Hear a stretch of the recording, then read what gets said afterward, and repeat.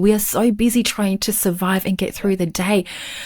Flourishing seems like a luxury, but it's not. It's something that lives inside of you, that is your right, that you are designed to embody. And relaxation is an access point to your ability to thrive and to flourish.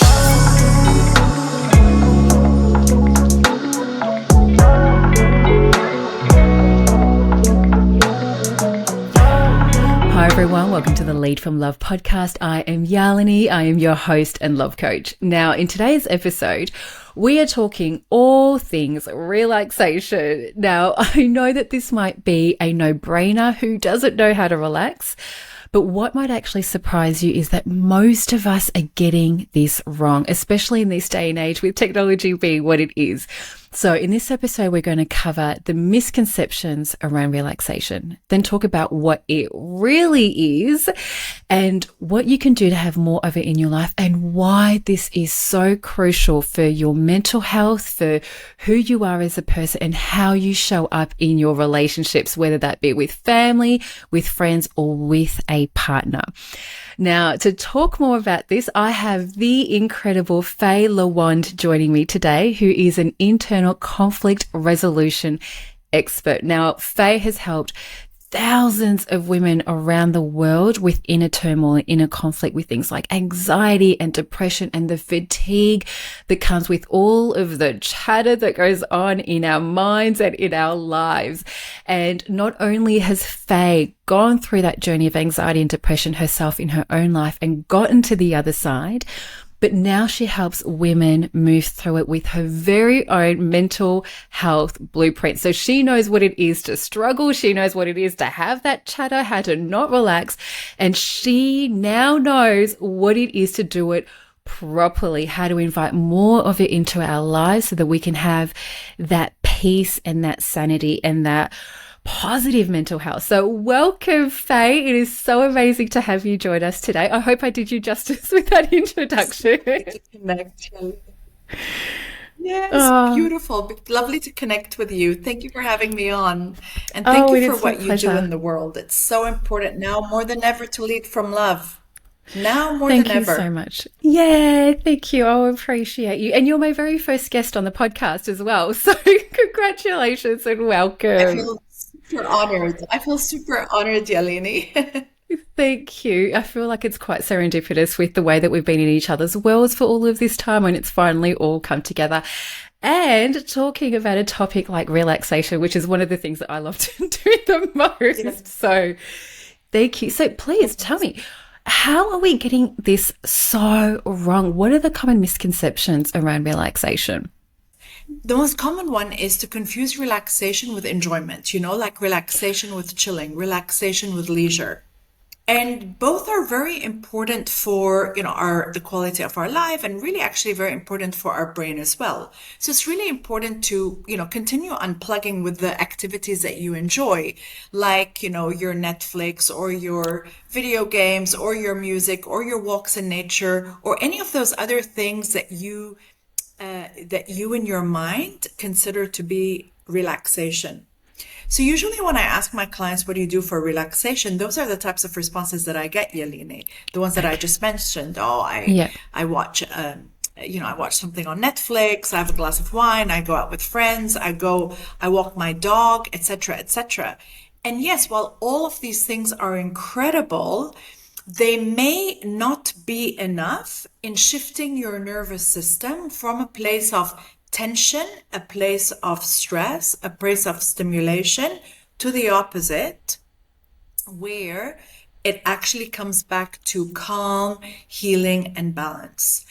And, I think the other misconception is that relaxation is a pastime, or it's something that you do, or that it's a waste of time. But really, relaxation is an internal biological state. It is simply a nervous system internal state when your system is doing the opposite of stress, when your system is doing the opposite of stimulation, when your system is doing the opposite of doing. when your system is doing the opposite of thinking, the opposite of efforting, the opposite of striving. So you can see how basically relaxation is the antithesis to the way all of us live our lives today in the modern world. How did we get it so wrong? I think that as we've moved through modernization at such high speeds that actually defy evolutionary ease, we've lost track of these very simple ways of being that really nourish our mind, our bodies, our lives, and our souls. And we somehow have gotten so confused with overvaluing, you know, everything going fast and everything being constantly switched on, being constantly plugged in and working the long hours, you know, and denying our emotions. We've somehow seemed to idolize that and consider that as the golden standard of how to be and how to achieve. And when we're in those states and in those behaviors, we are doing the complete opposite of what it takes internally, biologically, for us to reap the benefits of thriving and flourishing. Because the brain and the nervous system, they know how to be happy and how to help you sleep better and how to reduce your anxiety and remove tension from your body and to heal your wounds and to boost your immune system. Like, the brain and the body are biologically programmed to do that. They know how to do that.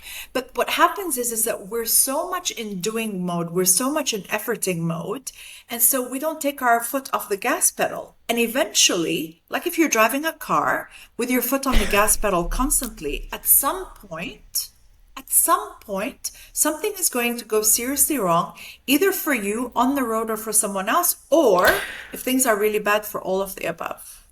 Oh, yep. That's a very great way to put that into visualization, especially because at some point you're going to run out of gas. But quite simply, if you take nothing else into consideration, you are going to run out of gas. Yeah, absolutely. Because there's nothing left to run with. And it's so true that a lot of us are caught up in this doing mentality, especially because we've got into this masculine world of we reward the doing. And because leaning back looks like we're doing nothing, we think we're being lazy. It's not good enough. It's not enough. So to come back to what you were saying around the difference between relaxing and enjoyment is something that I really love, because the test that I use with clients around whether or not you're truly relaxing is, I normally say, so I'd love your feedback on this. I'd normally say if you can do it for a day and feel good at the end of it, that's when you know you're relaxing. But if you do it for a day and it depletes you, if you are tired from it, then it's generally a sign that it's taking away from you. So an example of that is a lot of us like to relax with Netflix and unwind. We think that's just me switching off, which, you know, I'm guilty of that too, and I enjoy that sometimes. But if I was to watch Netflix all day long with the intent of that being my relaxation, I would feel exhausted. I would feel like a zombie, and I would feel, I don't feel so good at the end of that. Whereas if I go to a park and I lie down and I just soak up the sun and I'm lying on the grass, I might be tired at the end of it because I've been soaking up the sun, but I feel good inside. I get a sense of calm or of peace. What fascinated me is that walking in the park could still be enjoyment, not necessarily relaxation. Okay, so I think that's a really good test, the one that you use. And the one that I use with my clients is, you know, have you ever noticed how sometimes you can go for a massage or you could take a bubble bath? And those, in many people's minds, those are very relaxing, right? And absolutely, they are relaxing the muscular tensions in the body, 100%. That's undeniable. But have you noticed that sometimes after a massage or a manicure, pedicure, facial, or a bubble bath, you go back to doing the anxiety, or you'll go back to the fatigue, or you'll go back to those internal states that aren't uplifting.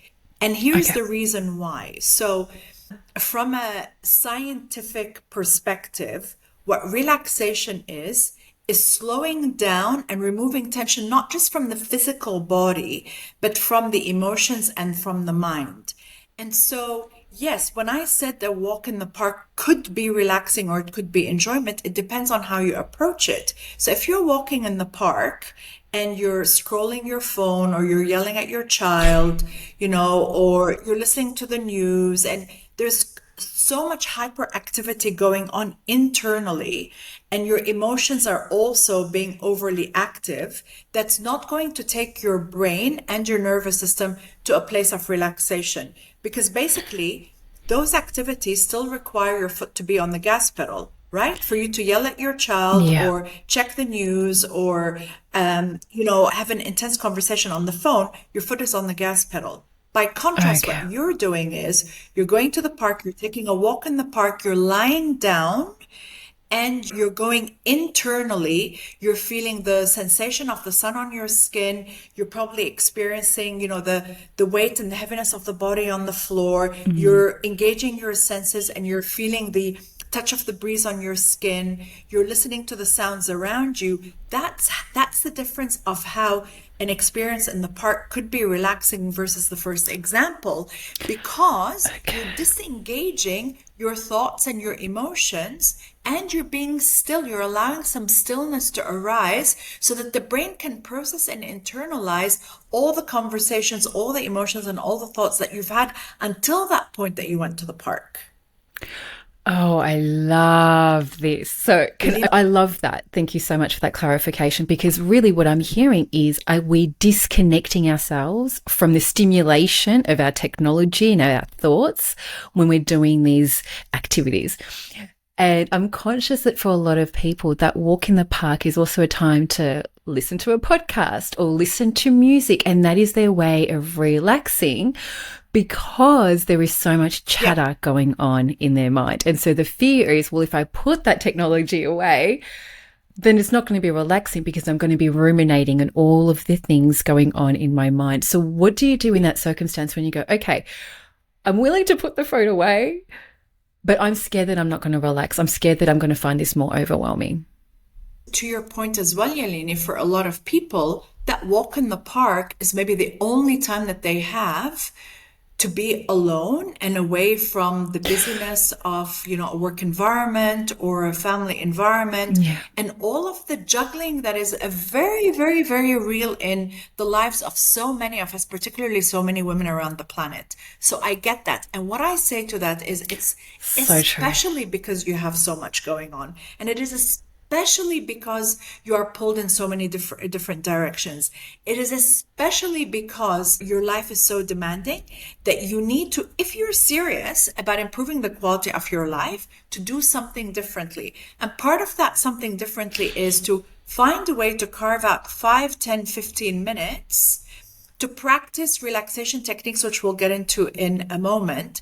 And I truly believe that all of us, no matter how busy we are, can find 5 minutes in a day to invest in ourselves. And what I tell my clients when they say, oh, I don't have time to do this, I'm like, do you have time to check your phone in the morning? Oh, yeah. Yes. Well, I mean, if you've got time to check your phone in the morning and to scroll, you've got time. It's a matter of priority, but it's also a matter of education. I think as we find, and a matter of experience, I think as we learn more about the harmful effects of being overly plugged in. I mean, I'm not saying that we all ditch our technology, because that's not realistic, living in the world that we're now living in.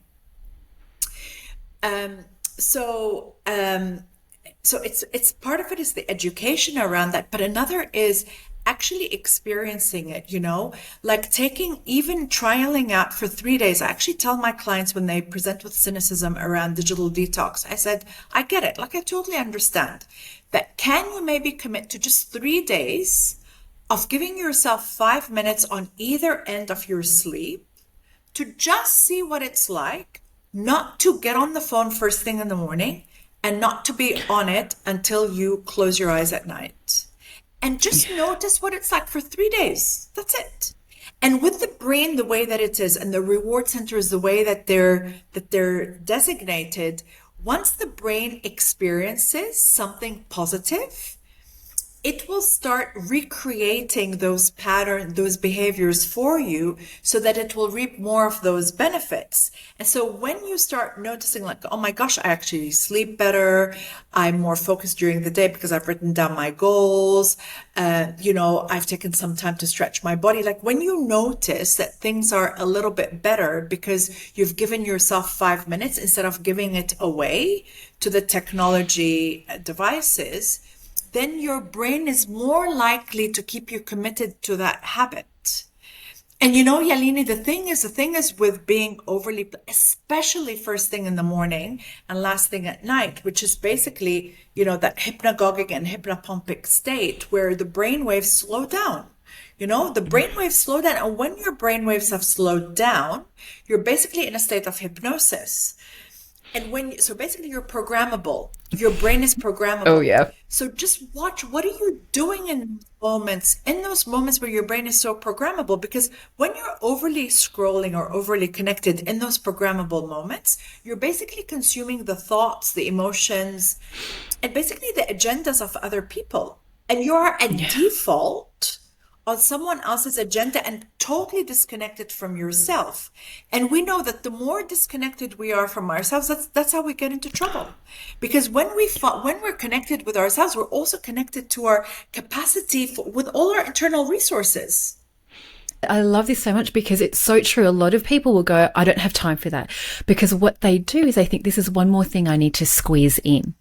What you're really doing is you're not creating space for something extra. You're just adjusting the way that you spend your time. And a great way to do this is sometimes to put a time limit on how much time you're going to spend on. So before you jump on social media, put a timer on. And what's really fascinating is even if you're going to spend 30 minutes, and sometimes that sounds like a long time, like 30 minutes on social media, 30 minutes scrolling, because sometimes, right, because we often go on with the intention, I'm just going to have a quick look. Just a couple of minutes, just 5 minutes, but it hooks you in and you can spend what you intended to be 5 minutes, hours. Easily hours. And so by putting a timer on, sometimes you become more conscious in the way that you're spending that time and you get more time back for your day. So you can easily add in 5 minutes at the end and the start of the day because you haven't been sucked in through this world. And what I would say, isn't it quite ironic?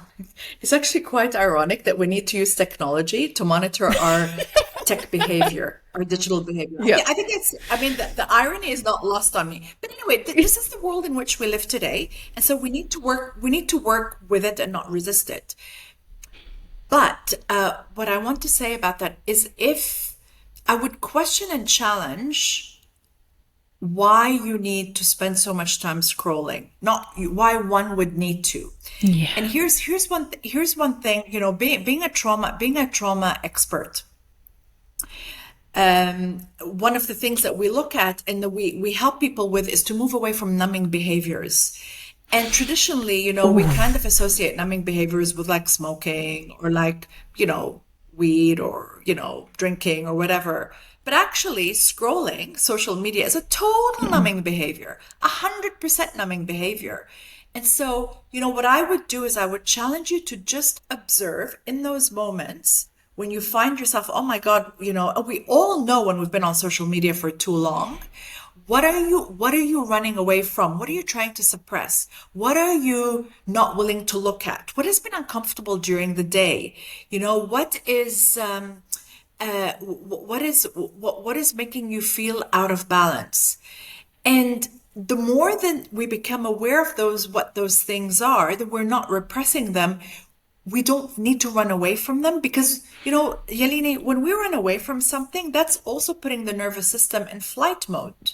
And when the nervous system is in flight mode, there's no way it's going to be in relaxation mode because the two don't go together.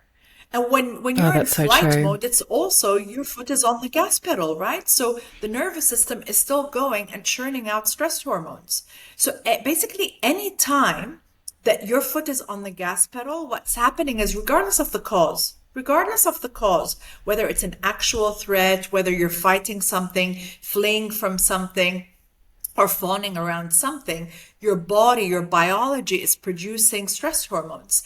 And over time, if we're not offsetting it with like practices that restore our nervous system, we eventually run out of fuel and we head towards chronic conditions. Like burnout is just one of them, anxiety is just one of them, but like every single mental health challenge out there and chronic condition out there today, its root cause is stress. But it's not stress actually. I challenge the experts when they say stress.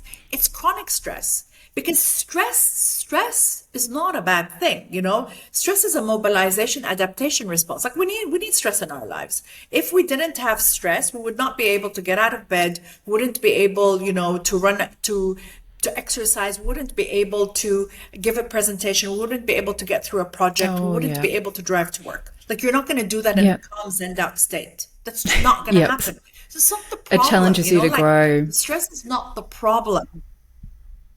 Totally. And it's actually the new science on stress is phenomenal, Yalini. And now it tells us that stress, when it's channeled appropriately and with the right mindset, not only can it provide opportunities for growth, but it provides opportunities for meaning and connection and energy and focus and heightened performance and purpose. And so my point in all of that is, you know, I think we've gotten, not only is there a misconception around relaxation, but there's also misconceptions around stress that keep us wanting to avoid stress. But the problem isn't stress. The problem is chronic stress. And part of the chronic stress comes from not resetting regularly and also not dealing with the internal conflicts or the inner turmoil that initially put your system in a place where you're running away from something or fighting it, and then eventually you run out of fuel and you run out of steam. Okay, I love this. And I really love how you've clarified what stress is and isn't, because it's not all bad. Because I talk about this when it comes to emotions. There's no such thing as a bad emotion. We actually need all emotions. And the example you provided where stress can be good is like with public speaking. That can be scary, but that's actually what helps you grow and perform and become better professionally as a person, gain confidence. So that's really important to remember. So it's chronic stress that's the problem. Before we move into what we can do more of, I'd love to just clarify one thing, because I know that we're talking a lot about social media and our phone and the technological stimulation that we have. What if someone says, jumping on social media is what makes me feel good because the things in my feed help me feel connected to the people around me, or they're positive, uplifting, happy messages? Can it be relaxation in that circumstance? I think the question to ask yourself, like your internal checklist about whatever you're doing, is it really relaxation or not, is at the end of it, like, do you feel uplifted? Do you feel energized? Do you feel peaceful? Do you feel calm? And the science tells us that the definition of relaxation is an activity that allows you to remove tensions from the body, the diaphragm, of course, the muscles, the emotions, and the mind. And so what I would ask you is, to what extent is scrolling on social media, allowing you to release tensions from the emotions and the mind? I mean, it could be if you're connecting with a really good friend over Messenger and you're talking openly about your challenges in your day and you're giving advice and you're hearing each other out. That's a completely different utilization of social media for a purpose that actually is really good for your brain and really good for your nervous system. But I really would challenge anyone who says that actually just going through social media nourishes my mind and nourishes my soul, and or relaxes my mind and relaxes my emotions. Yes, you might consume a lot of important, like, useful information there. I mean, I consult social media a lot and I learn a lot on there. But for me, there's a real distinction that that's not relaxation, you know? I have my relaxation practice, which is non-negotiable, absolutely non-negotiable. And I carve out 20 minutes, at least 20 minutes every day, and I do it. And on the days that I don't do it, it's very obvious to me and the people around me that I haven't done it or haven't done it to the fullest. So I don't know if that's helpful, Yalini. No, it was perfect. what for connection, for upliftment. So I love that you challenge that. And how do Yeah. you feel? So this is a really great test. If you're sitting there telling yourself that jumping on social media helps me feel connected, or I'm seeing positive messages and that's uplifting, great. You might see a portion of that. You might use it in part for those connections, but how do you feel at the end of it? And I love this so much because I know I've been guilty of it, because sometimes I have a lot of positive affirmation memes and things that I see that I like, that I enjoy. But what I've realized is, because it's so unnatural to be bombarded with that level of stimuli so quickly, because when you're scrolling, there is a lot of information that your brain is trying to process and that is infiltrating the eyes, that it can be difficult. And so sometimes I find that my eyes go funny after a while, because it's just too much scrolling. It's too much stimulation, and it's not a natural way of processing that I go, okay, it doesn't feel so good anymore. Even though there may have been moments through it, at the end of it, my eyes are feeling funny. I'm feeling a little Yeah. overwhelmed. So, yep. So how are we feeling at the end of it? Love this. Thank you. So what can we do instead? Yeah. How do we know how Just to one relax? before yes, I would love to talk about that, but one more thing about what you said, and to just like maybe wrap up this conversation around social media and technology and why it's so important to be mindful of it. If you or your listeners have not watched The Social Dilemma on Netflix, please go and look up The Social Dilemma on Netflix. It is remarkable. Have you seen it, Yalini? No, I don't think I have yet. So thank you. Would you like to share a little It bit is a about that? must. It's actually, I prescribe it. Yeah, I prescribe it to all my clients. And basically, the Social Dilemma interviews the original, like creators of the algorithm for Facebook. And they basically said that the way the algorithm was originally designed was to interrupt mental health. And they knew that when they designed the algorithm for Facebook, that it would be causing depression and anxiety, and that they were saying that if you're serious about your mental health, you need to get serious about how you consume, like your social media. And I mean, I could not agree more. I could not agree more about one of the first things that I do with all my private clients that come to me, regardless of what the issue is, in terms of improving their mental health and eliminating chronic conditions, is I put them on a personalized digital detox plan. And that's non-negotiable. And they actually sign an agreement and a contract about that. When I interview them at the end of the program and I ask them about what parts of the program really worked best for you, they all go back and they say the accountability around the digital detox. Wow. Yeah. There you go. All right. So social So you were dilemma is asking something me, also what to do we watch. do? Yeah. Number one is you need to find a way to limit your consumption of digital technology, particularly about 5 minutes before you fall asleep at night and 5 minutes after you wake up in the morning, when your brain is in that programmable alpha state, and use that time to actually anchor to what you want instead. So it's a fantastic time in the morning, to visualize how you want to feel, to check in with yourself and ask yourself, how am I feeling today? How am I feeling? To check in on your dreams, try to remember your dreams, recall your dreams, because your dreams are talking to you about what's going on in your subconscious, and just like there's no good or bad emotions, there are no good or bad dreams, by the way. And if you want to talk dreams sometime, I would love that. So Oh, yeah. that's the first thing. Like, really get serious about your digital behaviors. And one other tip that I would provide you, so like with all of my, with my one-on-one clients, I'm their accountability partner with their digital technology. In my group coaching programs, they have accountability partners.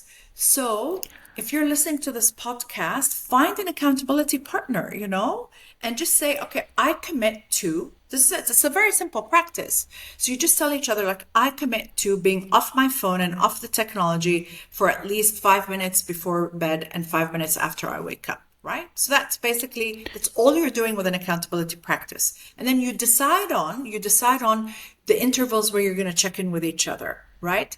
Initially, when you're doing a practice like with the digital technology, I would recommend checking in once a day, twice, or at least once a day.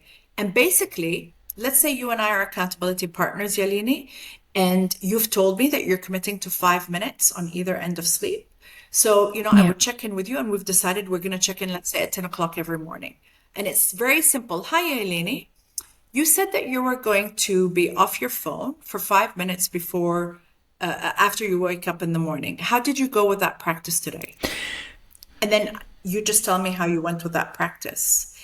And Yeah. there's no coaching and there's no judgment. Now, the science behind accountability is that, so even if you went on the phone, my next question would be why? And eventually, the science tells us, the psychology tells us that eventually you get so tired of your own excuses, you'll no longer want to sound like an asshole.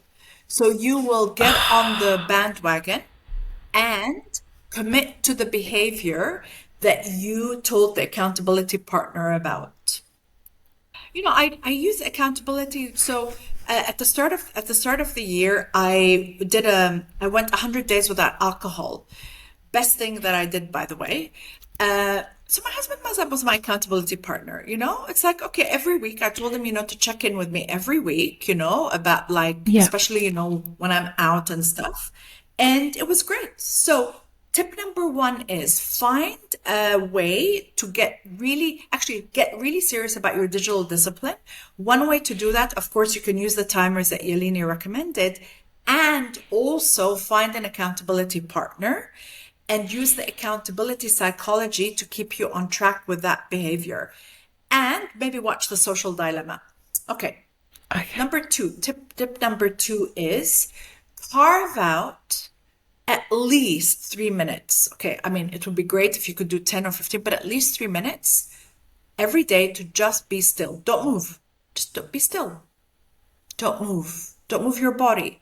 Even if it's sitting on a couch looking out at the horizon, sitting on the couch, looking at the sky, sitting on the couch, contemplating your furniture or a flower, or noticing something in your environment that you haven't noticed before.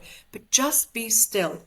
And in those moments of stillness, you'll start hearing the voice of your higher self that will start giving you and guiding you on what you need to be doing in those situations that are sticky or that you're uncertain about or that you're having doubt about. So just be still.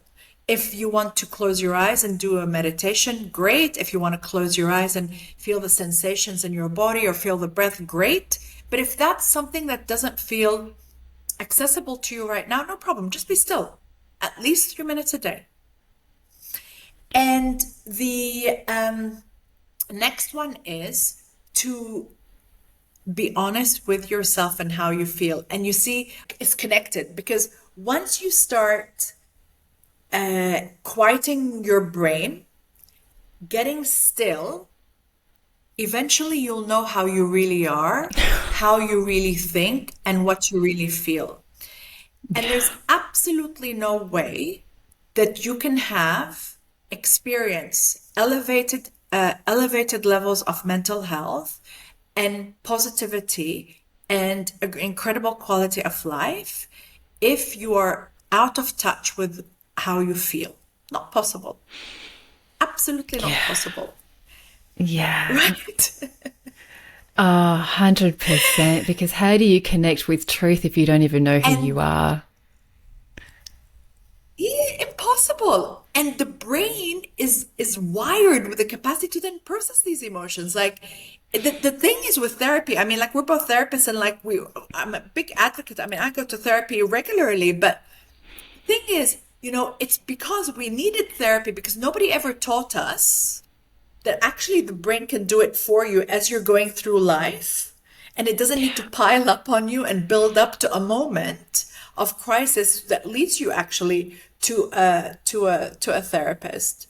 But really, if you do these things, they're simple. The thing is, this is the thing though, Yelini, it's because they're so simple, people tend to overlook what's simple or disregard what's simple or minimize what's simple. right? Yeah, Because somehow absolutely. part of the doing and overthinking, something that has to be really complex and really sophisticated for it to be effective and worth my while. It's not true. It's not Oh no, true. it's the simplest things that are And the there's a lot more. solution. Totally. Totally. And I also have a calendar with 30 practices. It's a complimentary calendar. I can make it available to you to make available, to make available to your Oh, listeners. thank That lists you. 30 practices that you can do instead. So like when you're still and when you've slowed down and when you're in digital detox, and practices that basically have been scientifically proven to engage the vagus nerve, improve heart rate variability, engage the senses, slow down the mind, use bilateral stimulation, and all of those other evidence-based techniques that are super powerful for relaxation. But those are the three that are kind of like foundational before you add on any of the other things in the calendar.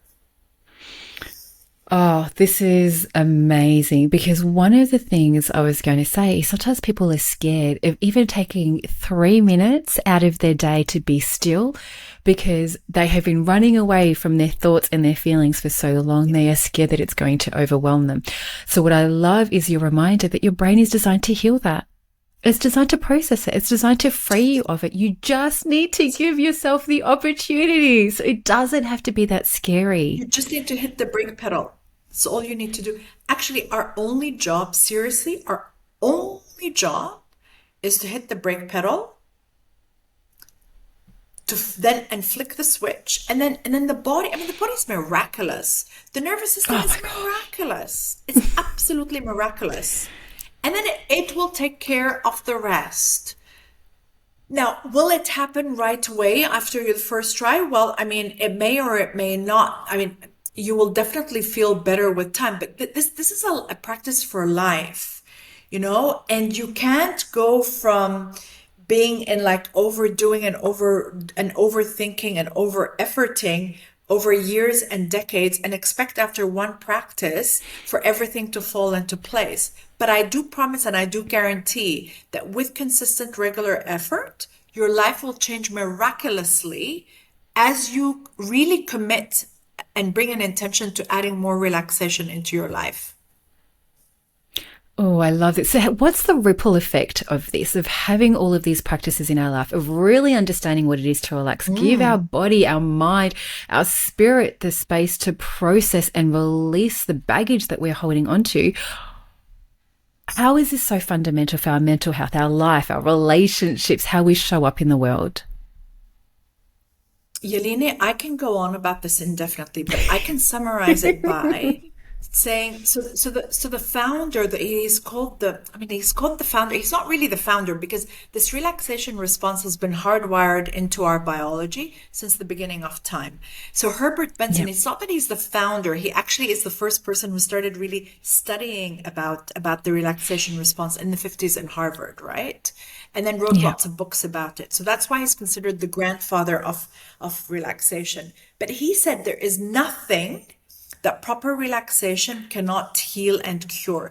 And I would stand by that. And so basically, on a physical level, when the body and when the nervous system is in relaxation, that's basically when all the healing mechanisms and healing responses of the body are unleashed, right? So repair happens, digestion happens, restoration happens, rejuvenation happens, immunity is improved, fertility is improved, libido is Mm. improved.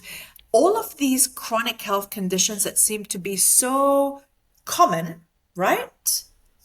All of them can be overcome when the system is spending more time in relaxation or in the green zone, all of them.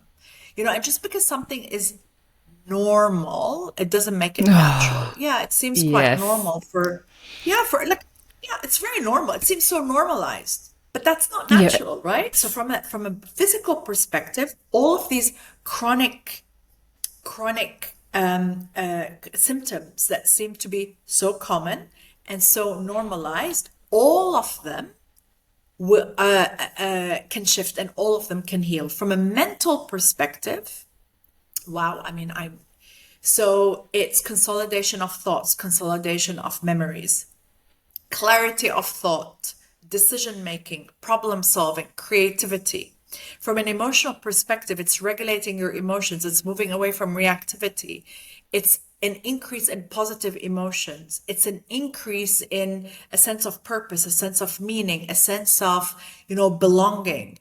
I mean, there's literally no area in your life that cannot be improved with more relaxation, because I remind you and your listeners, it is the opposite of the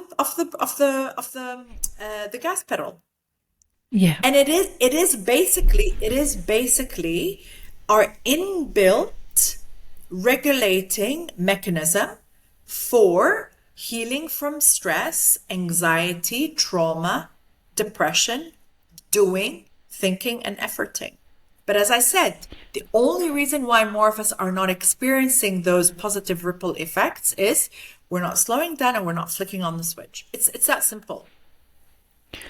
Oh, wow. So we all have this power inside of us. We just need to consciously choose to do it because we are designed to heal. We are designed to regulate. We are designed to overcome the challenges in our nervous system, in our minds, in our physical bodies.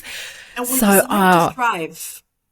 oh, yes, designed to We're thrive. designed to thrive. Yes. We're designed to flourish.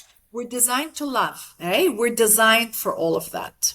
Yeah, I love that. And I love how part of this was Yeah. also about supporting you with connections and with belonging, because a lot of people with anxiety and with depression, they struggle with the sense that they don't belong, that they feel different, that they can't Yes. connect with people. So Yeah. relaxation, in addition to increasing positive Yeah. feelings and regulating the nervous system and reducing the chatter in the mind, is we have that ability to truly connect with one another in a very real and authentic and meaningful way. And Yelini, one Amazing. more thing though, very importantly that I didn't mention is with relaxation, the system then will sleep. It will fall asleep and it will stay asleep through the night. And I mean, we know about the massively important benefits of sleep, not just on physical health, but mental health, anxiety, and depression. And so relaxation allows the system to sleep. And with sleep, then all of those other positive things happen that help you get out of the depression and help you get out of the anxiety.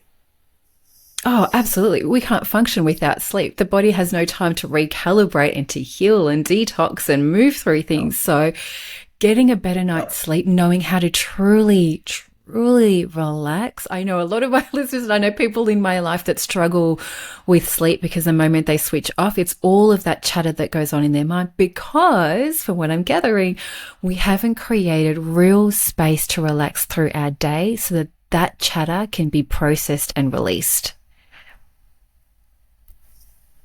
Yes, and we haven't allowed our system, especially before we fall asleep, to actually release the tensions, the emotional and mental tensions of the day.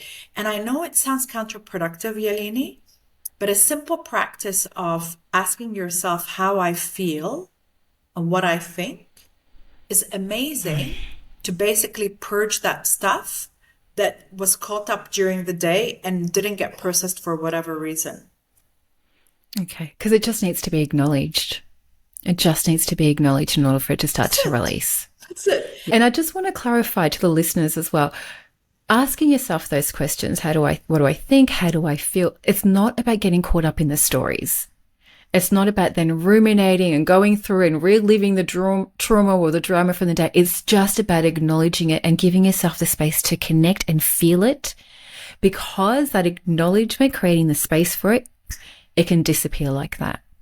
So before we wrap this up, is there anything else that you wanted to add on this topic of relaxation, of offering any guidance or advice Oh my to the gosh. people that are listening? That's such a big topic, I know.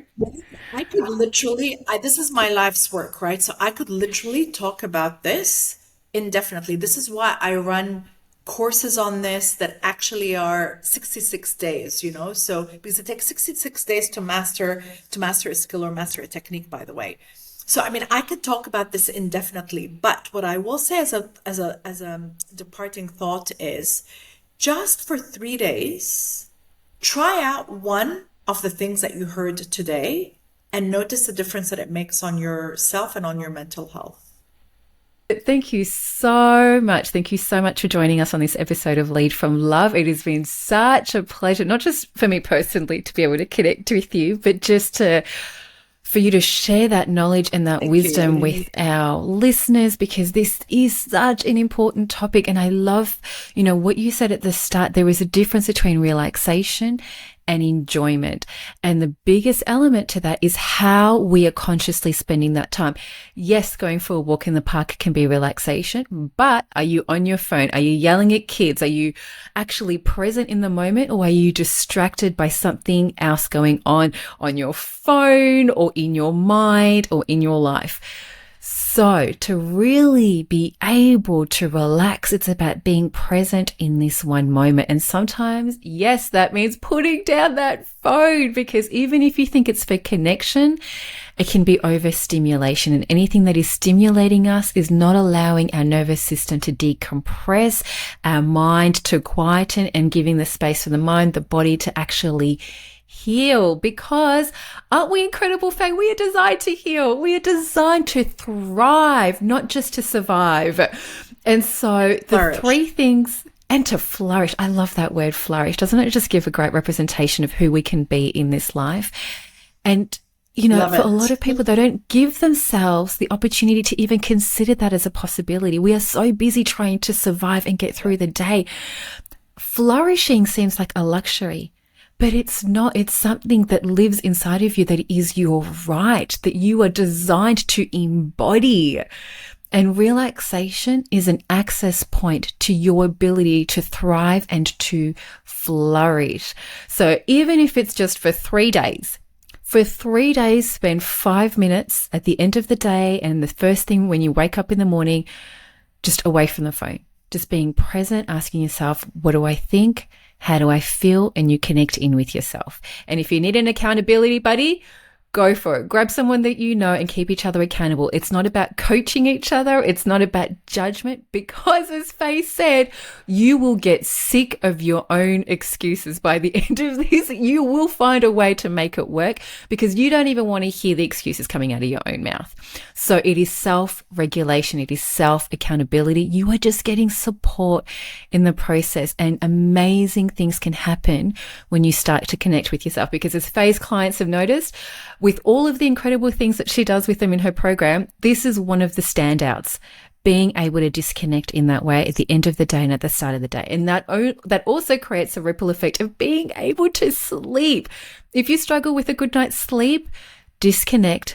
It's just 5 minutes a day. Now, I know there were a couple of other things that I haven't included. So for the other 2-3 steps, did you want to add anything there, Faye? Because there's so much goodness in here. Even my mind is moving and processing through it all. Yes.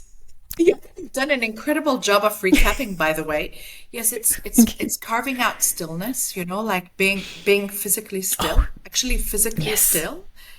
Yeah, and feeling the physical stillness of your body and the physical heaviness of your body. And I think you mentioned checking in with how you're feeling, acknowledging how you're feeling and what you're thinking. Amazing. Thank you. So 5 minutes at the end of the day. Practices from the calendar. Oh, I love that. And if you're willing to share that with our listeners, that would be amazing. And I could add a link in the episode. I'll add a link to Faye as well in the episode. So if you're interested in connecting with her, she is incredible. So again, it's 5 minutes at the end of the day and at the start of the day to carve out for yourself, acknowledging how you feel, what you're thinking, what is going on in your physical body, and 3-minute practice, just 3 minutes a day, 3 minutes where you are still, where you are not on your phone, where you are not on technology, and you are just present in the moment. And that will have a ripple effect on your life, because it's often the simplest practices that we dismiss, and yet it is the simplest things that bring vitality back. I mean, if you think about it, drinking water, breathing air. That is what keeps us alive. They are the simplest practices, and yet they are the building blocks of our existence. And relaxation is another building block. It is just as fundamental as drinking water and breathing, because otherwise we are not living in the way that we were designed. Amazing. So thank you so much again, Faye. It was such a pleasure to have you on this episode. And maybe I'll have to have you back for dreams so we can dissect that. Yeah, I would love to talk about dreams anytime, because there's so many misconceptions about dreams and about nightmares as well. So would love to dig in with that, into that with you. Oh, okay. You know what? I'm going to flag that, because that would be a really fun topic. So talking about dreams and deconstructing nightmares. Thank you. I will keep that on the burner. So thank you again, Faye. It has been a pleasure. Thank you for joining us on Lead from Love. Thank you so much. Too. All right. So do you love? Thank you. Thanks, everyone. Bye. You too. Bye-bye.